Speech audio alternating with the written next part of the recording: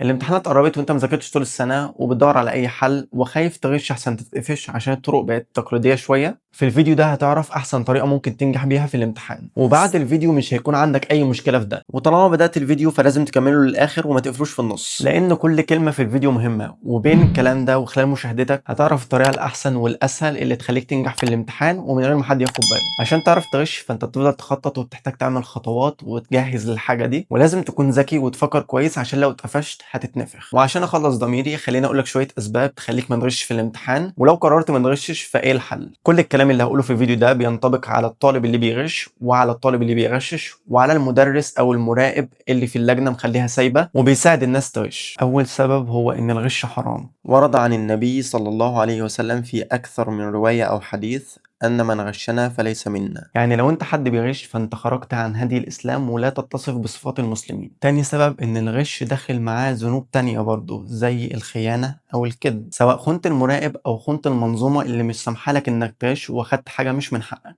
غير إنك كدبت برضه، لأن مفيش حد بيغش وهيقول للمراقب أنا بغش. الغش كبيرة من كبائر الذنوب، مش زي أي ذنب بتعمله في يومك. تالت سبب، لو أنت بتغش بينك وبين نفسك كده ومش بتقول لأي حد فكده بقت من ذنوب الخلوات، ودي من أسوأ الذنوب اللي ممكن تعملها عموما. واحذر أن تكون من اللي ربنا قال عليهم يستخفون من الناس ولا يستخفون من الله. وإن كنت تخشى الناس فالله أحق أن تخشاه، ولو كنت بتستحي من الناس فالله أحق أن يستحى منه. أما بقى لو بتعرف الناس اللي حواليك ومش بتستخبى من حد وما عندكش أي مشكلة فمبروك، أنت كده بقيت بتجهر بالمعصية، واللي رسول الله صلى الله عليه وسلم قال برضو فيهم كل أمتي معافى إلا المجاهرين. والمجاهرين دي معناها إن أنت عملت ذنب وربنا سترك ومحدش عارف فانت تروح تفضح نفسك. خامس سبب بقى هو ان الامتحانات السنه دي جايه في شهر رجب، وشهر رجب من الاشهر الحرم اللي ربنا قال عنهم في القران الكريم فلا تظلموا فيهن انفسكم. يعني الذنب بيضاعف، والله اعلم بقى يضاعف مرتين ثلاثه، المهم انه اعظم عند ربنا في الشهور دي، وانا وانت مش ناقصين يعني، كفايه ذنوب لحد كده. سادس سبب انك لو اعتمدت على الغش فهتيجي السنه اللي بعدها تلاقي عندك مواد مرتبطه بالسنه اللي قبلها وانت مش فاهم فيها اي حاجه. اذا انت بتصور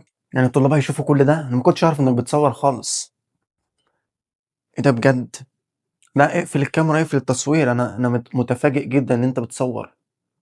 ازاي الطلبه هيشوفوني وانا بشرب الشاي ازاي؟